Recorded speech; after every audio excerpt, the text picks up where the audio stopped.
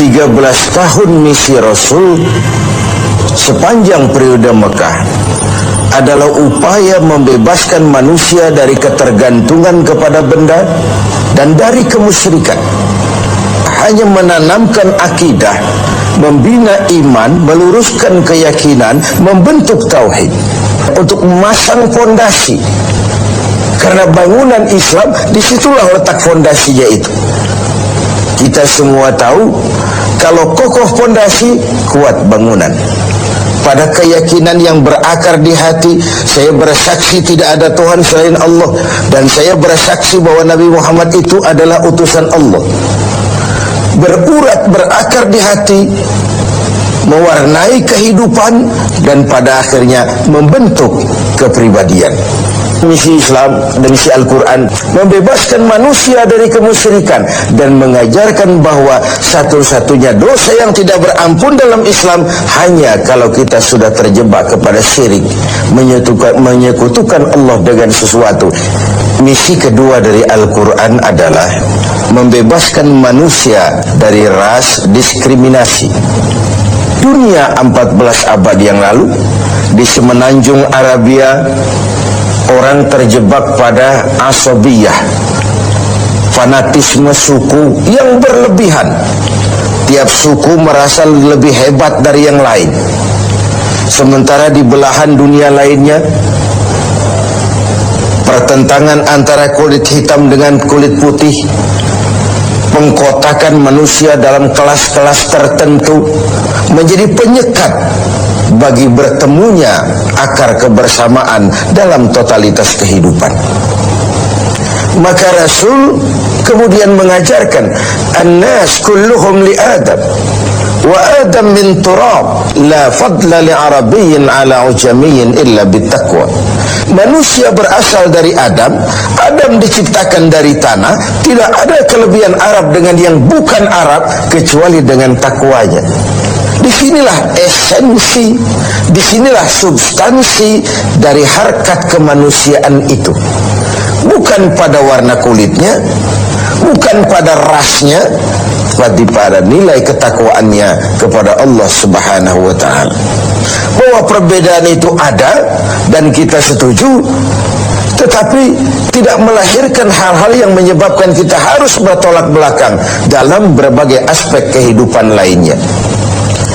Ketika Rasul mengajarkan uhibbul araba li thalathin, aku cinta Arab karena 3 hal. Pertama, Quran bahasa Arab. Yang kedua, penduduk surga berbahasa Arab. Yang ketiga, aku dilahirkan di tanah Arab. Beda itu boleh, marah itu jangan. Quran mengingatkan wala tafarraqu, bukan wala takhtalifu. Wala tafarraqu, jangan kamu berpecah belah, bukan jangan kamu berbeda pendapat. Yang ketiga, pemirsa, misi utama Quran adalah membebaskan manusia dari belenggu kebodohan. Ayat yang pertama turun sudah berkata Iqra, baca. Seakan dia mau berpesan, hai umat Islam, kamu jangan jadi bodoh. Kebodohan menimbulkan kemiskinan, kemiskinan mendekatkan kepada kekufuran. Bahkan ada sebuah hadis yang menarik untuk kita renungkan ketika Nabi bersabda, al-mu'minul qawiyyu khairun wa ahabbu indallah minal mu'minid dha'if.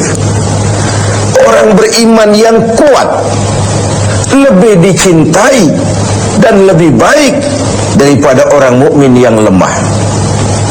Lebih dicintai Allah daripada orang mukmin yang lemah. Kuat di sini apa artinya? Kuat secara fisik mungkin, tapi kuat ekonominya, kuat pendidikannya, kuat akidahnya tentu. Ini paling utama. Dan itu hanya mungkin terjadi apabila kita umat Islam menguasai ilmu pengetahuan. Tanpa ilmu tidak banyak yang bisa kita lakukan. Oleh karenanya, ayat yang pertama turun sudah pembebasan manusia dari buta huruf, pembebasan manusia dari belenggu kebodohan. Bahkan beribadah pun tanpa dasar keilmuan Kata Imam Ibn Ruslan, wa kullu man bighairi ilmin ya'malu a'maluhu mardudatun la tuqbalu. Bahkan orang yang beramal tidak dengan dasar ilmunya, besar kemungkinan amalnya itu tertolak, tidak diterima oleh Allah Subhanahu wa ta'ala. Iblis lebih takut kepada orang alim yang sedang tidur ketimbang orang yang bodoh yang sedang ibadah. Sebab apa? Tidurnya orang alim bisa bernilai ibadah, tapi ibadahnya orang bodoh bisa nol hasilnya. Imam Ali ketika ditawarkan, kau kalau disuruh pilih harta atau ilmu, pastilah ilmu. Kenapa? 3 alasan. Pertama, dengan ilmu kita bisa cari harta. Belum tentu dengan harta kita bisa cari ilmu. Yang kedua, ilmu kalau kau berikan kepada orang, kau sendiri makin mantap. Lain dengan harta, makin kau berikan kepada orang, makin berkurang dia. Lalu yang ketiga, harta kau yang jaga, tapi ilmu dia menjagamu. Makin banyak harta, makin bingung menjaganya, tapi makin banyak ilmu, makin terjaga kepribadian. Al-ilmu khairun minal mal, kata Imam Ali. Ilmu lebih utama daripada harta. Misi yang keempat dari Al-Quran adalah membebaskan manusia dari gaya hidup sekuler.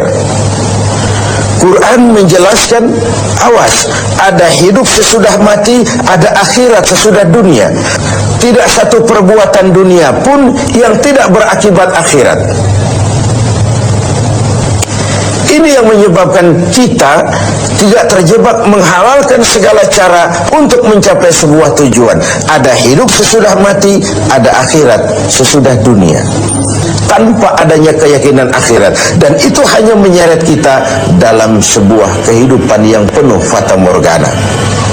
Yang kelima, misi Islam dan misi Al-Quran membebaskan manusia dari perbudakan, mengangkat harkat, derajat dan martabat kaum wanita.